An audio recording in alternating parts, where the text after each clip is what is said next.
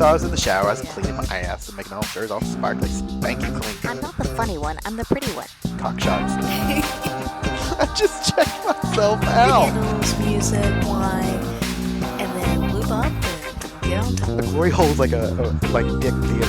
I've imagined your family. Which means your pants had better come off. Mama needs playtime. I do this. We're not sluts. We just love love.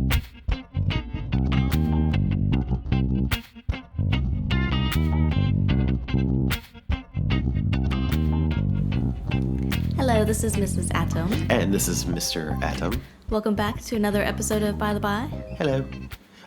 As a side note, we have the doors wide open here. It's a beautiful Sunday afternoon, so you might hear some birds, but we haven't seen sun in the last 25 days here in Sydney. So you're just going to have to deal with the birds if you hear birds. Everybody's happy. I see a single cloud in the sky. Yeah, it's an amazing day. Oh, yes, and here we are inside podcasting. Hashtag bad life decisions. But this is what we do for you folks. Yeah. We love you. We're avoiding the sun. We make sacrifices. Yeah. So what are we talking about today? We are talking about a recent experience at our secret spot. Oh, this one's going to be a two-parter. So we had gone to our secret spot on a night when they were taping for the Hack Live Sex Addicts TV show. Yep. And so we wanted to tell our listeners about our experience that night. And the show hasn't come out yet. It'll be out this upcoming week. And so after it comes out, we'll tack on to the end of this our reaction to it. And so this is going to be split up into two different parts, basically. We're going to have our experience of the recording and then our reaction to the recording. Right, but as two different parts, we're still going to release it as one. Yes. So don't think you have to wait till next time. No. You'll hear it all together, but there'll be a break in between. So. We're on a break. So just as a bit of an FYI, so Hack Live is this show that comes on down here in Australia. It's on the ABC2. It's basically I'm trying to come up with some of the other things that they've done, but they've talked about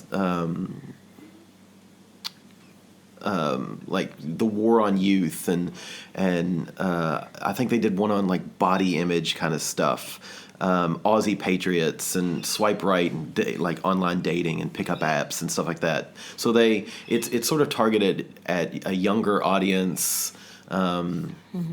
Yeah, so it's an interesting idea for a show, and I think I'm kind of curious to see it, when they finally air it. Yeah, I'm curious to see what happens to it, because we knew this was happening. It was advertised by our secret spot on their website, yep. And so we knew going into the night that it was happening. And if you showed up and didn't know, there were signs everywhere. Yeah. Outside of the building, it was like there's taping going on. Yeah. So you knew from the beginning, and as soon as you walked in, you signed a waiver. Yeah. And that's where we saw the title Sex Addicts. Yes. Because we didn't know before that really we just knew they were going to be there taping at the Swingers Club. Yeah. So that we saw that title of Sex Addicts, and it was a bit of, there was a little hesitation. Yeah, a little trepidation there, because anytime you have let's be realistic, swingers, we're a fringe group at this point. And anytime you have the word addiction or addict, that there's such a negative connotation there. But, we were there, and we both feel so strongly that we were like, okay, we can make this a positive experience. Right. Because they didn't really say a lot about how they were going to, or how they were planning to fit the Swingers Club in with sex addiction. Right. And to me, they're two very different things. They don't go hand in hand. Right. And so, yeah, I was kind of curious about that. But again, it was, we're here, we want to do this. Let's, again, like Mr. Adams said, paint it in as positive a light as possible. And then they can do with it what they do with it. But yeah. And, again, you always hope that whoever is putting this stuff together is putting it together in a positive light and is not going to take what you're saying out of context. But then you have sensationalism. Yeah, but then you have sensationalism. And, many of us were joking, including Lawrence and myself, saying that sex addicts, sex addiction. That's clickbait. You Yeah. know, it's something that gets you. I actually just pulled it up. So some of their other titles of their shows are Swipe Right, Aussie Patriots, The War on Young People, Body Obsession, Australians on Porn, Australians on Drugs. I mean, these are all things that they're titles that are clearly trying to get you. They're kind of confusing as to what they might actually be about. Right. So they're just trying to get you to tune in, which I get it, but Yeah. if Yeah, you're of course. if your subject matter is interesting enough, you shouldn't have to clickbait. Just saying. Yeah, so we came in, we read through the 2-page waiver, signed it. I mean, it's pretty straightforward. It's a typical waiver. Some of us have been on TV before, so you're kind of used to the, you can't sue us if we make you look like an idiot. Don't pick your nose on camera kind of thing. Right. So yeah, we signed our rights away, and then we went into the changing room because we had a bag full of stuff. So we dropped off our bag in the locker room, and when we got in there, the first thing we run into is 3 camera people. Well, the director, a camera lady, and then a producer. And it's anybody who's ever seen a filming of a TV show or has been part of a film crew knows what it's like. It's a lot of standing around waiting for something exciting to happen, and usually nothing exciting happens. And I think, I'm not going to go ahead too far, but I think that the whole crew themselves were kind of surprised at how little exciting stuff happens at the Swingers Club.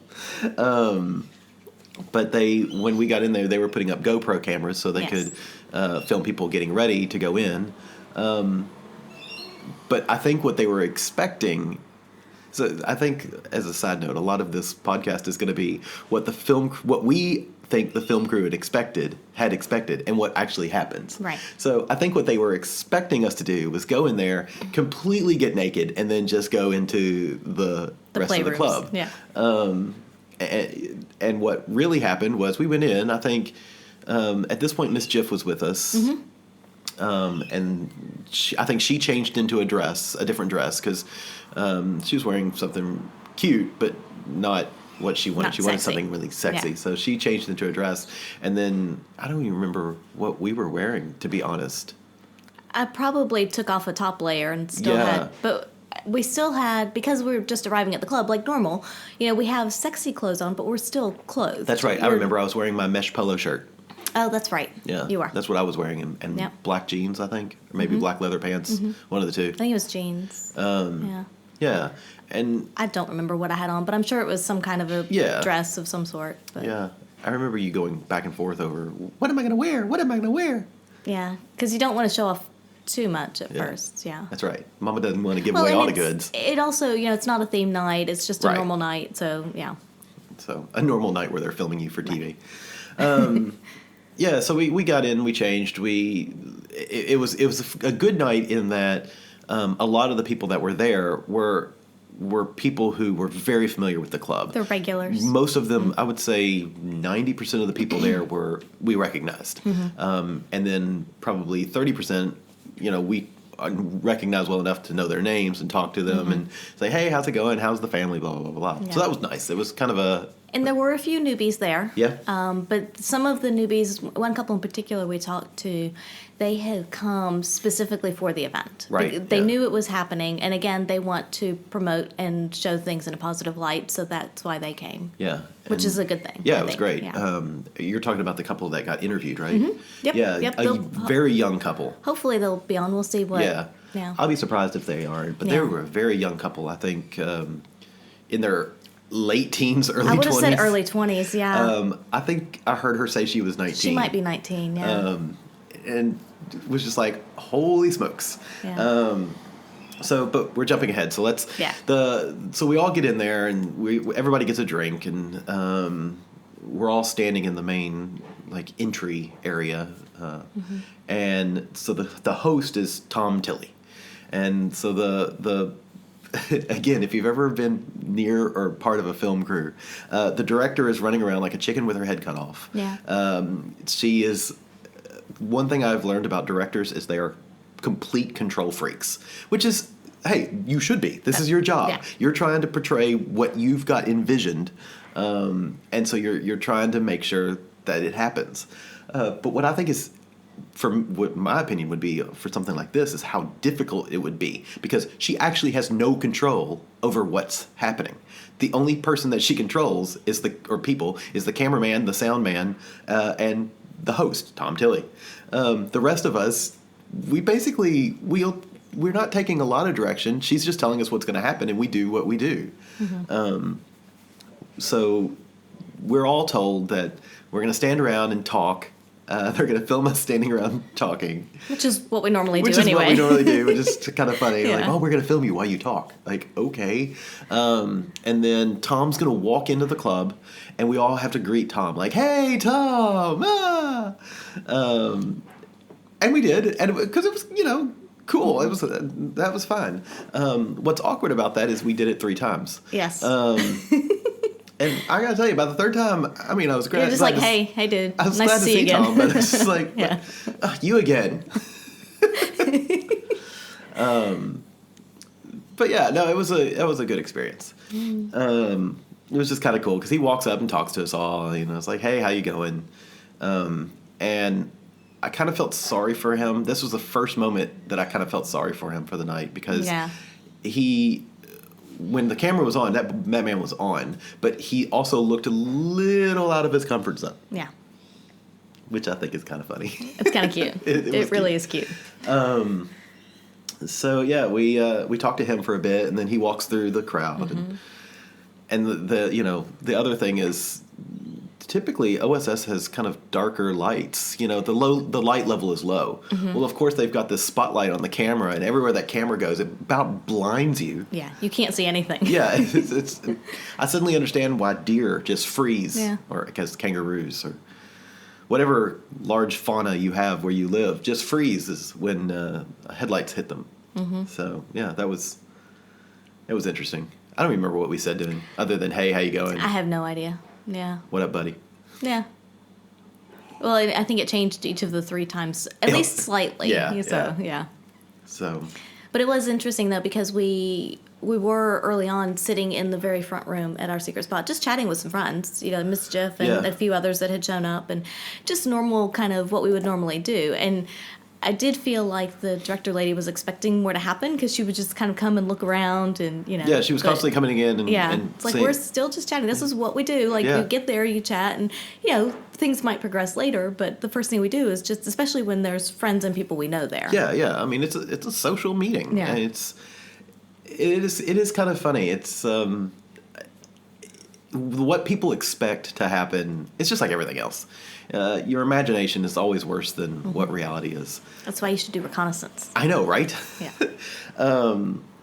So they start talking to, so I guess as well, when we signed the waiver, we signed saying that we are okay with you using our face. Right. Because they had said, we will blur out everybody's faces unless you don't want your face blurred out. And, Mrs. Adam and I both were like, we don't. I mean, we've already been in the Mamma Mia. People, we're out there. I mean, it's, if you want to find us, you're going to find us. Mm-hmm. But yeah, we decided, okay, we don't blur out our faces. We don't care. I have a pretty distinctive tattoo anyway, so if you blur out my face, you're still identifiable. Yeah, I'm still identifiable. Yeah. But so they talk about how the interview process is going to go, and they ended up interviewing the young couple that had come in, and they interviewed them for quite a while. Yeah. In the front room. And it was interesting to watch that because, again, we watch these TV shows, and this is just another kind of reaffirming kind of fact in that reality TV is not real.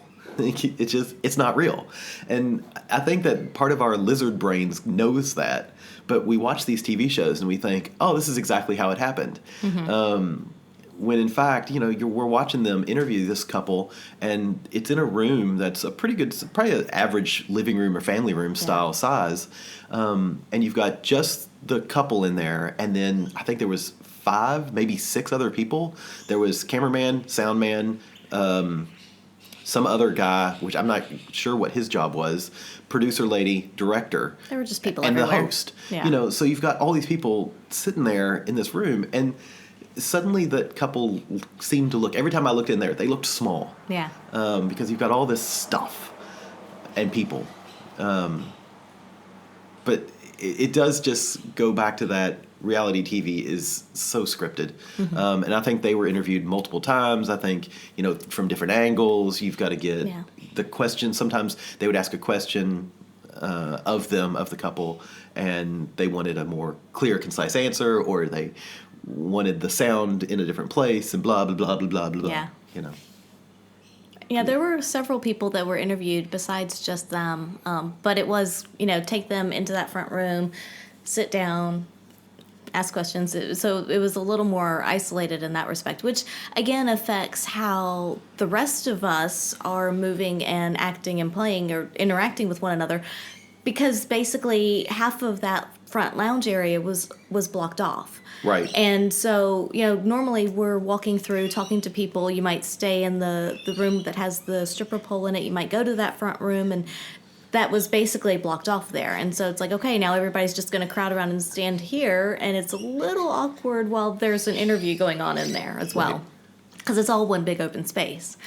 So yeah, it very much affected how everyone else interacted, I would say.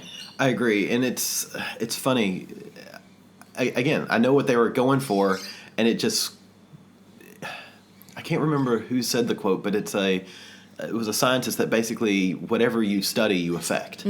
And that's sort of, that quote kept popping up in my head, even though I don't know what the fucking quote is, but the gist of that kept popping up in my head because, one of the questions that they constantly asked us, and I think I got asked this by 4 different people. I know the host asked it of me off camera. The cameraman did. The cameraman did.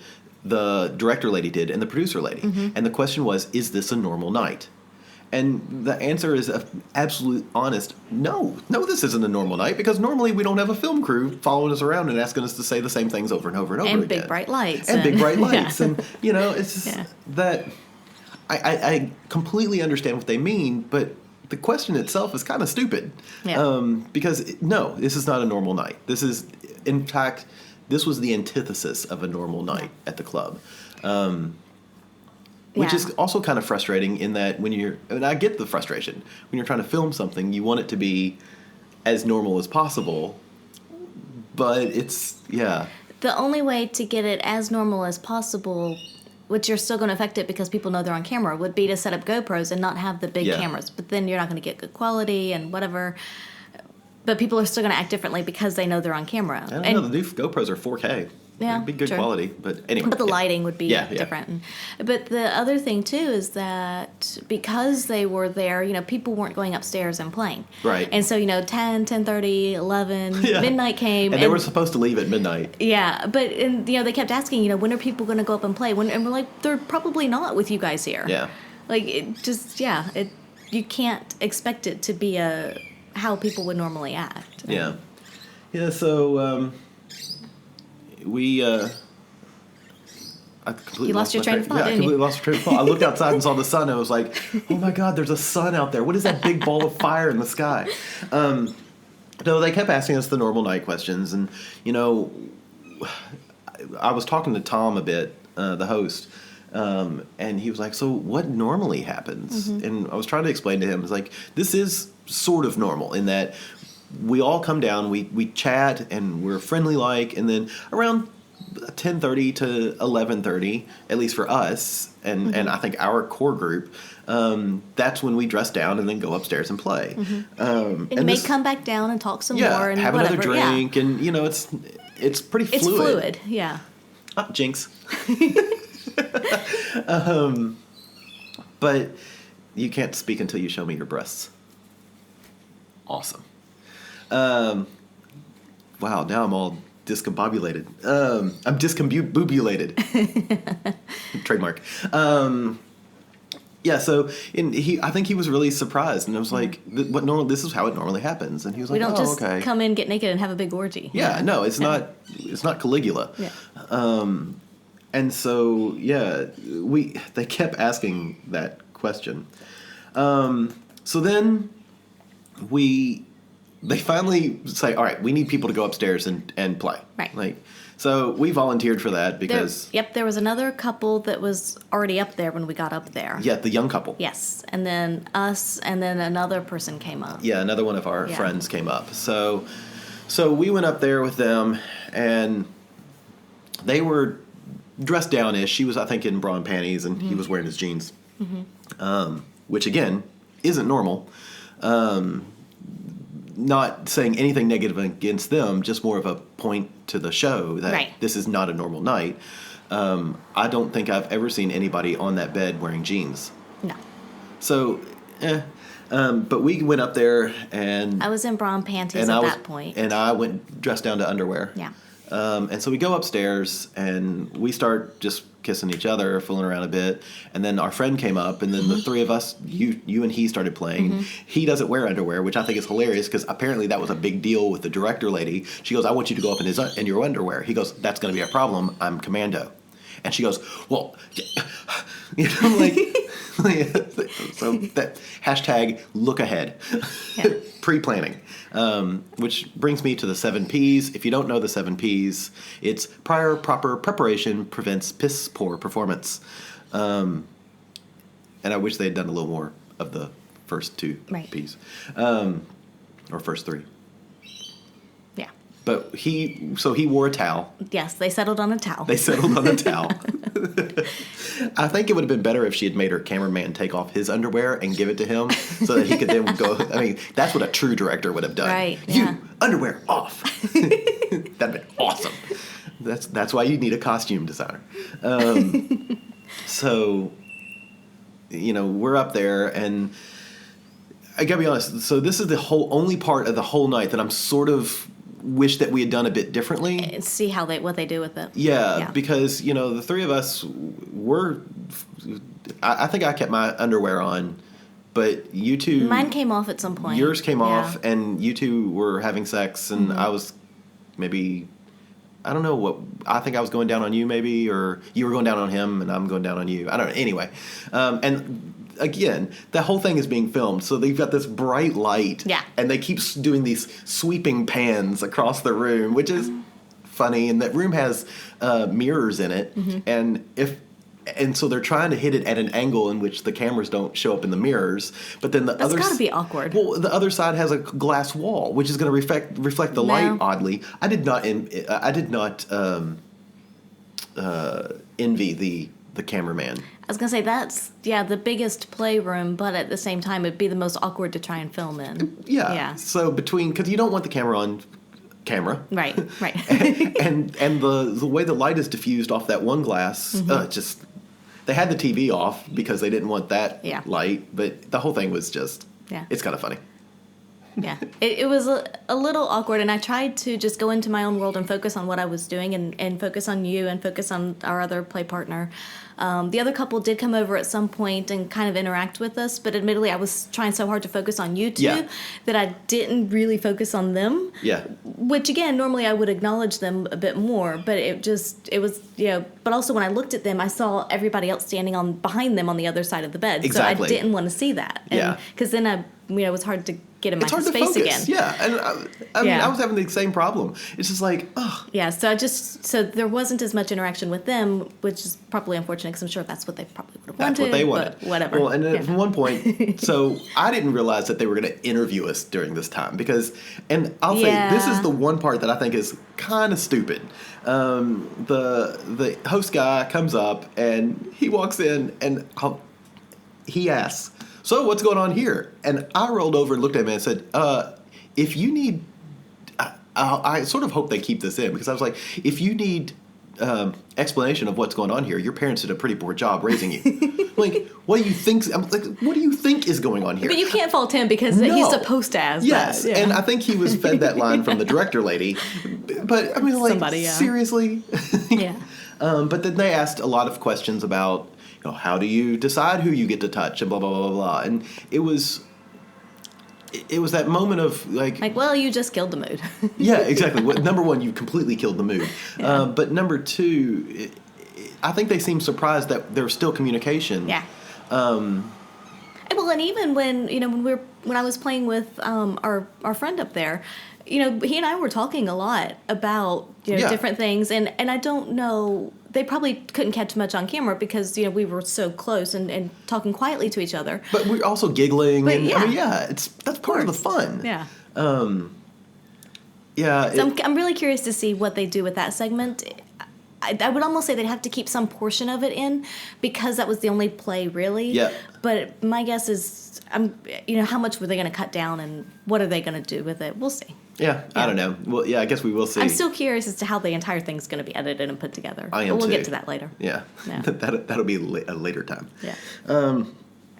But yeah, it's so we were up there. He came up and asked a few questions. It was awkward. Yeah. And then they were like, "Okay, we're done." And then so we just was like, at that point the mood was completely shot. So we went back downstairs and had a couple of drinks.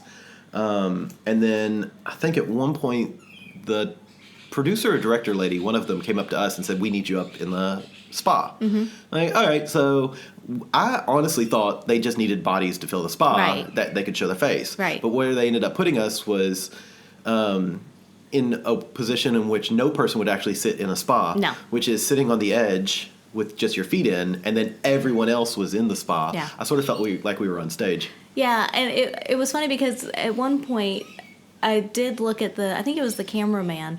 We were talking about it, and I was like, who sits in the spa like this? Nobody sits up on the edge like this. And, maybe if it's your home spa, but even so, if you're going to get in a hot tub, you get in a hot tub. Yeah. And I was like, this is not normal placement. Yeah.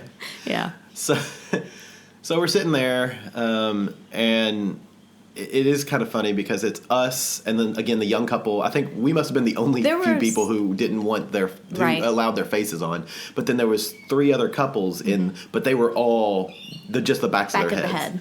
Yeah. And so once again you've got 10 of us in the spa. There might have only been 8 at that point. Maybe 8 to 10. Because a couple got out early on. And then the 5 or 6 TV crew people in this tiny little room, and then you've got the host that tries to push his way through all the TV people so that he can get behind the spa and interview us. Right. And also, there were, behind all the TV crew people, where the massage tables were, I know there were a few people sitting there, a few of the normal patrons, our friends and stuff, that were sitting there listening to the interview. But I couldn't see them because the light was so bright in our faces that you can't see who's behind or what's going on back there. It was like totally we were on stage. Yeah. It's hilarious. And I think Jess was up there listening in because she had commented on some of the stuff we'd said. But so the host man comes up and he's interviewing us, and that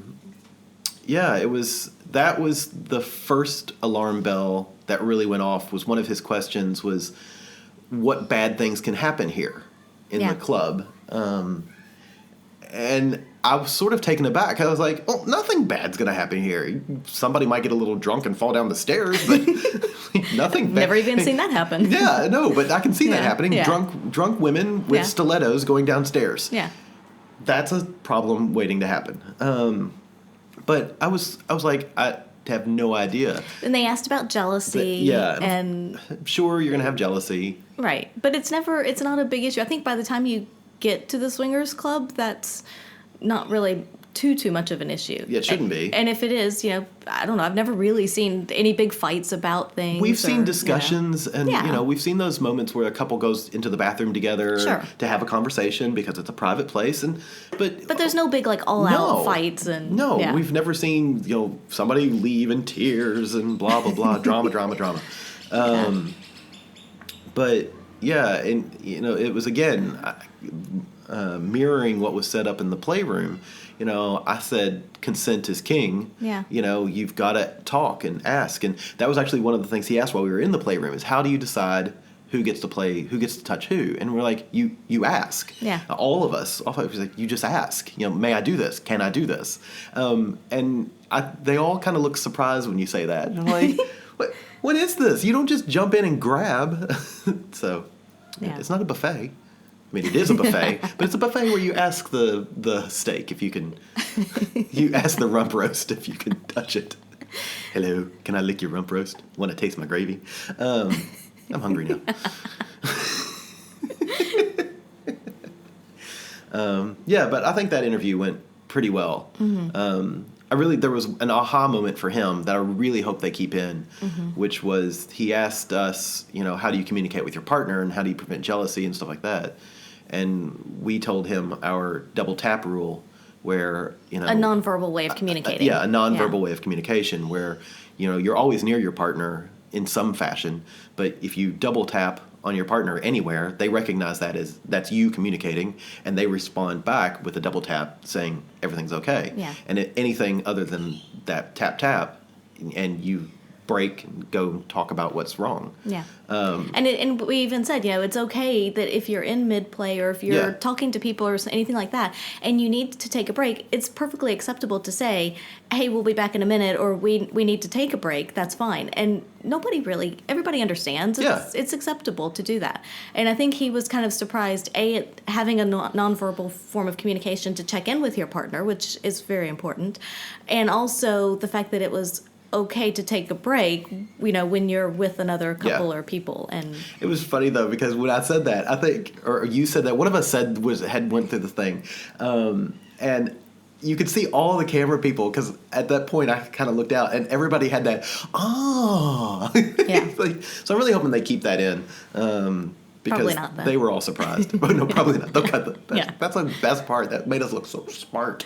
And you were topless there, so that was hot. Yeah. Oh, we were both naked, actually. Yeah, we were. So, yeah. Because I thought we were getting in the hot tub, so I took everything off. Yeah. And actually, I could have left it all on. Yeah. It didn't matter, but whatever. Whatevs. So, yeah, I mean, that whole part, I think, went really well. Yeah. So then we wrap up there, and we think we're done. So we had another friend that had come with us that she is one of the unicorns that we regularly play with.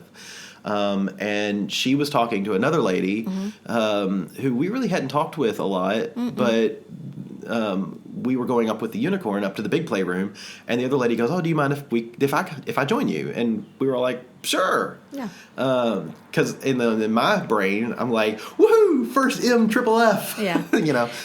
And like Mr. Adams said, at that point we thought we were done with everything, and there were no cameras up in the playroom at this point. Everybody, and it was getting around that midnight mark. It might have even been a bit later. I think it was 12:15, 12:30, yeah. And we were told they were leaving at midnight, so it was like, okay, well, they're all done, whatever, so we're going to go play now. Yeah, like, woohoo! Now we can have fun. So we went upstairs and started playing, and it was really interesting because you've got me and three ladies, and I think contrary to what most people would believe, I'm the most sub of these three people. You are. And so it was kind of interesting to sort of be passed around a bit. Interesting but weird. The whole situation in hindsight was kind of like, this is amazing. This is exactly what I want. Our unicorn, she was really aggressive with me, and then she like pushed me to the third lady, and then she pushed me to you, and it was like I was a piece of meat being passed around by hyenas, sexy hyenas. And that was awesome. And I crossed off, other than crossing off that was the first time I've ever fisted anybody. So our unicorn, I managed to get up to my, like, just past your wrist. Just past my wrist inside her. So at one point, I'm fisting her. You were straddling. I was sitting on her face. You were sitting on her face, that's right. Yes. And the other lady's going down on me. Yes. And then what should happen? But I get tapped on the forehead, like, tap, tap, tap. And I look over to my left, and it's Lawrence. He goes, "Hey, buddy, we need you downstairs." What?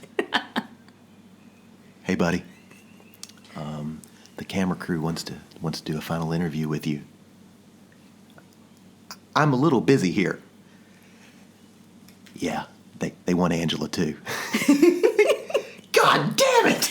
I'm pretty sure he came up to you first. Because he knew you would ignore him and send him away. I would. Like, we'll be down when we're done playing. Yeah. But they can wait. So, like... And I didn't catch all of that. I saw him come up, but I didn't really. I just ignored him. But then you pulled your fist out, and I was like, "What?" That's when I kind of noticed, because I was like, "What's going on here? This isn't normal." Yeah. And then so And then you were like, you motioned and said something about they need me too, and I was like, what? I'm putting a towel on or putting my underwear. I'm getting redressed, I guess. And you get off of the unicorn's face, and she goes, which is great. But I was just like, Lawrence, hey, buddy. And then, I'm real sorry. We go downstairs, and both of us, I probably had that look of just absolute pissed. Yeah. We go downstairs, and I went, man, how many chances in life does a guy get at 3 women and just him? He's like, I'm real sorry. They made me do it.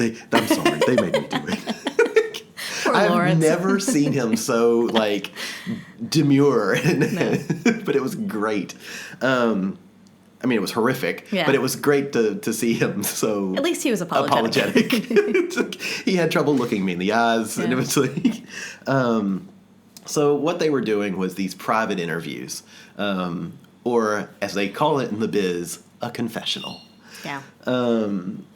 Which is kind of funny. So they get me in there first. Well, and where you are is you're in one of the front rooms, and they have the door to the hallway closed. Yes. So nobody else can see or hear what's going on. Because they want the reactions to be unique and blah, blah, blah, unplanned and blah, blah, blah. Sure. So they're asking me questions, and the first thing that I noticed, for me at least, was they were asking these questions that were not simple yes or no questions, but it was clear all they wanted was a soundbite. And I was told at least once, maybe twice, that I needed to be more terse, that I was going on for too long. Which my response was like, seriously, this isn't, if you want a simple answer, ask a simple question. None of their questions were terribly simple. But yeah, I'm trying to think. One of the question that killed me, and if this makes it to air, it's really upsetting. The lady asked, the director asked if I thought that swinging was a gateway to cheating. I'm like, all right, you've got to be fucking kidding me. I think if they use that, of course they aren't going to ask the question on air, right? But I looked like I probably had the expression like she slapped me, because I was that was that kind of out of nowhere. I'm like, of course not. It is the antithesis of that. If you are swinging, I think you're less likely to cheat. Mm-hmm. I think I said something because I had the same question, and I think I said something about. I mean, I don't remember exactly, but something about they have nothing at all to do with each other. Like, it's 2 completely different things. Yeah, it's just. I don't know. In the end, I think it was clear that they did little to zero research on what the swinging community is actually about, what happens in a club. I sort of think they came in completely blind. I think so too. And in those last questions, like I said, they asked about cheating, they asked about jealousy, and they asked a lot of leading questions. And when I was in there, like you, they're complicated questions. They're not just a simple yes, no. Oh, and the first thing was when I first got up there and stood up there, she's like, brush your hair down. I'm like, you interrupt me having sex and you expect my hair to be perfect? Yeah. No, I was not a very happy lady. But then, so just smooth the hair down and whatever. I was like, just do it yourself if you really care that much. But they asked these questions. Go get me a towel. Yeah.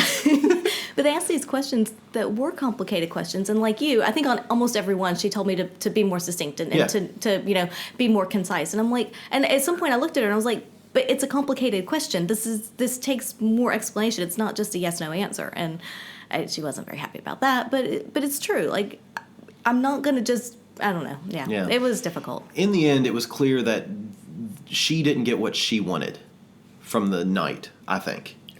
Or what she expected. Right. Yeah.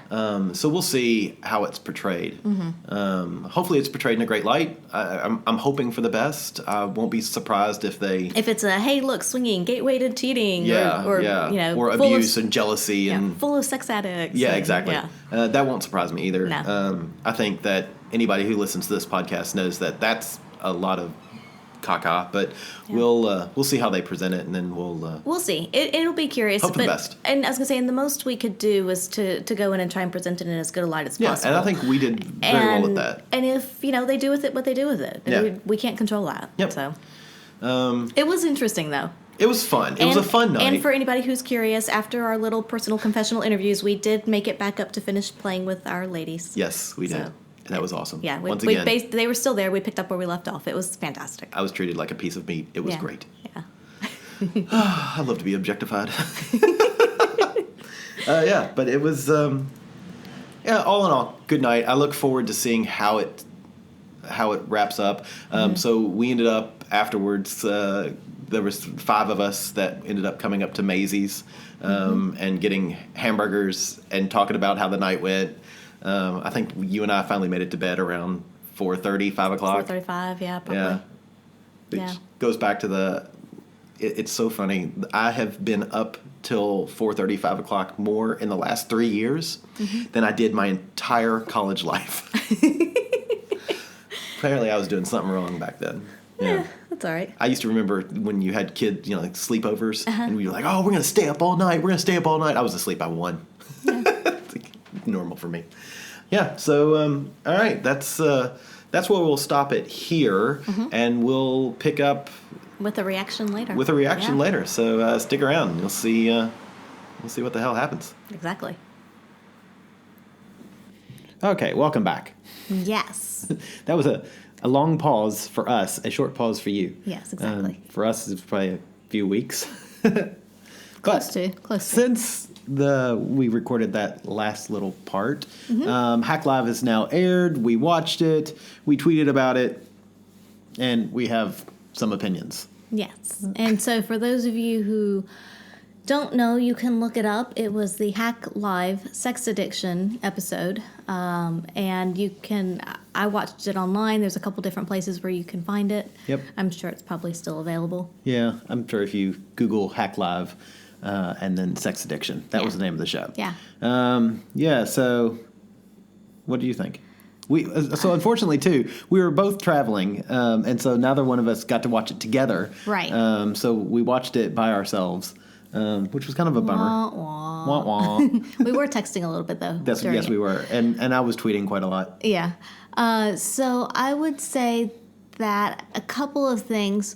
One is that amongst the panel members, they had a therapist, they had they had a sexologist, I think. They had a former partner of a sex addict. Yep. They had a guy who's a current sex addict, or he is a sex addict, but he's currently with his partner still, and she was in the audience. They had two therapists, one that said sex addiction was a real thing, and one that said sex addiction wasn't a real thing. And then my favorite was the sex enthusiast, not because it was my favorite person on the panel, but because of that doesn't seem like a very professional title.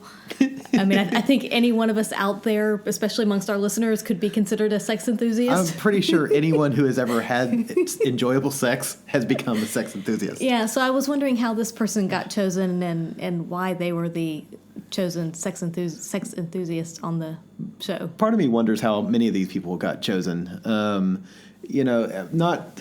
to sort of shit on them too much, but I don't know. It's between the wardrobe choices of some of them. Like, number one, do you actually look in a mirror before? And that goes for Tom as well. His shirt was ridiculous. It was loud and it got your attention. It was. And, on the bright side, that shirt would prevent him from ever becoming a sex addict, because I'm pretty sure that shirt would prevent him from ever having sex.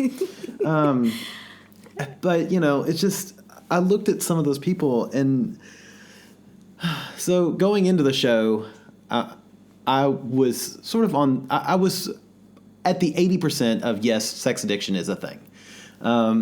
Watching the people in the show made me less a believer in sex addiction. It was the sex addict they had was, I don't know, he wasn't believable. In that, I realize I'm talking about a real person, but it also could be, and I guess that's a fine line too, is whether he believes he is. Because no matter what, if you believe something in your head, then it is real. Is it? Because in your reality. Because there are many people out there who believe that there's something that they're not. Like, I'm sure at some point somebody believed they were a horse. Yes, but in your reality, that's true. But that doesn't make it real. No, but it affects your behaviors. Sure, it might, but that doesn't make it real. If you I'm believe, not saying it makes it real. I'm saying it makes it real in your reality, and it will affect your behaviors. wow, look at us reversing roles. Because usually I'm the loony dreamer one, and you're the one grounded in reality. I just feel like playing devil's advocate. But just because you think something does not make it real. I've got a lot of things out that I could list, but I'm not going to so as not to piss off many of our listeners. But there's a lot of things that you can believe or say, and that doesn't make it real. Like, for instance, let's say someone says they're not an alcoholic. I'm not an alcoholic. I believe I'm not an alcoholic, and that's what they say over and over and over again. But they constantly drink. At what point do you say, "Oh, you're actually an alcoholic"? The reverse is true. Just because you say you're addicted to sex doesn't mean that you're not just a horn dog. Maybe it just means you have a healthy sex life. Yeah, exactly. So, but that's the thing. I don't know. And there was the two therapists that were arguing with each other, and the only reason they were arguing is because one of them didn't like the word addiction. Right. Really? In a show that really could have been completely boiled down to and distilled to having good communication with your partner. Yeah. I think it was ironic that the two psychologists, didn't communicate with each other as to how they wanted to call something. So with our segment and how it fit into the show, I think it could be summed up with it didn't. Well, for one thing, if you watched the trailer for the show, that was basically it. Yeah, there was nothing added. It was, if you watched our segment on Facebook, that was it. There was no added information. The only thing that was added was, fortunately, Lawrence and Jess were in the audience, and Tom asked Lawrence a question. Lawrence and Jess a question, but Lawrence answered, and answered it beautifully, very succinct, very clear. He definitely does not believe in sex addiction.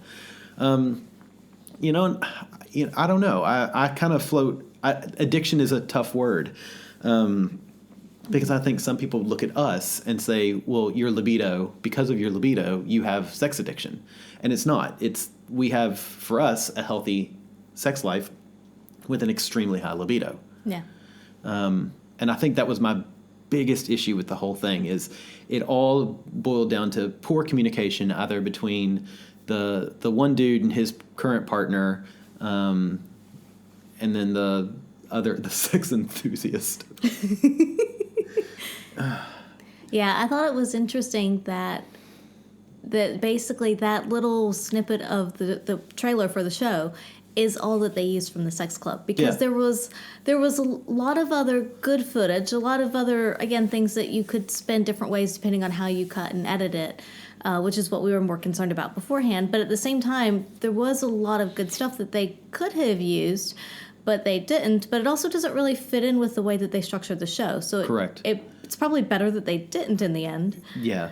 I don't know. It was one of those, like, if you're gonna include it, at least try to work it in somehow, and they didn't really. It felt completely, pun intended, hacked on, and it was one of those things that it was frustrating, because watching the show up to that, I thought, oh God, this is going to be really bad. And then they introduced the segment, they go through the segment, and that was basically it.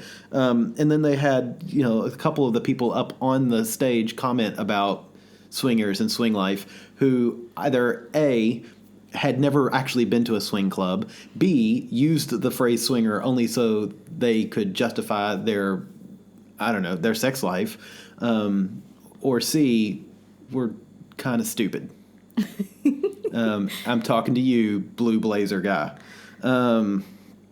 It's just the whole thing was kind of. It didn't feel like the swinger club part of it fit in with the rest of it. I will say it was a positive twist. Surprisingly, it was completely positive. Everything that was Our Secret Spot related was pretty positive. Mm-hmm. The whole show was a bit lacking, but it was again, it was just sort of, it just felt thrust in, like we had we filmed this, we've got to use it. We spent X amount of dollars. That's kind of what I felt like. Yeah, it wasn't exactly what we wanted. What we wanted was sex crazed lunatics in a Roman style orgy, and what we got was classy, intelligent people having consensual sex via nice communication. Yeah. But it was interesting, though, speaking on the communication realm, is that throughout the show that kept coming up. Yeah. And it's like a lot of these things could be handled with proper communication. Yeah. And that still kills me. That's a novel idea. And they kept saying it as if they were surprised. Communication? You mean we should talk to our partners? Yeah. And I have this dumbfounded look. Like, wait, what? Why would you not talk to your partner? This seems important. But yeah. And I think I look at it too, having done the filming and seen how, I'm using air quotes here, real reality TV is. Which we all know. Yeah, you know it, sure. The back of your mind knows it. But you can't watch reality TV and not think, oh, this is real. Because it feels real, and that's what it's meant to do. It's meant to create that, willing suspension of disbelief that this is an actual, factual depiction of either people or events. Right. And that's what sucks us in and makes it work. But now, having been on the other side of it and then seeing how it was presented in this, especially the OSS clip, it's presented in this nice, smooth, it makes sense, and it's all like it was filmed in about an hour. And when, in fact, it was more like 5 hours. And they left a lot of it on the cutting room floor. Yeah. Of course. But I don't know. It was, all in all, I can't say anything negative about the clip that we were in. No. It's just the show in general was a bit on the, I don't know. And it left a lot to be desired. The one sexologist they have is, and I'm not knocking Christians. The Christian people can be great. Are you talking about the sex educator? Yes, the sex educator. But not the sexologist. I'm sorry, yes, the sex educator. Yeah. The fellow who is a virgin who likes to teach young people about sex. I have a bit of an issue with that still. I think that was even brought up in the show was how can you teach the children or young people about sex when you've never had sex yourself? And I think my problem is growing up in the South, being taught about sex from Christian educators. I was taught that sex is bad, sex is disgusting, sex is only meant for procreation, that I'm not supposed to touch myself, that, I have such a bad taste in my mouth for that sort of, those sort of people, that I look at him and I think I would never, as a parent, I would never take you seriously. Yeah. I want somebody who has some actual experience teaching my children. Well, and not only that, but if a child or, a teenager, whoever, comes up with a question about sex, if you haven't had sex, how well are you going to be able to answer that question? And along that same line, if they have a question as to how sex affects you, emotionally, sure, you might understand the logistics or the biological side of sex or the ramifications of sex. You can understand all of that, but until I'm pulling a horse analogy again, until you've ridden a horse, you don't know what it feels like to ride a horse. You can't explain that to a child or to a young person unless you've actually done it. And I'm sure there are people out there who disagree with me, and that's fine, because if you disagree with me, it's just because you're wrong. Well, there's also the emotional side of it. Yeah. And how you have an idea as to what that might be like, but you don't really know. Yeah. And I'm sure he's a lovely guy. Yeah. But I just wouldn't want him educating my child about the ins and outs and complications, emotional complications involved in sex. Yeah.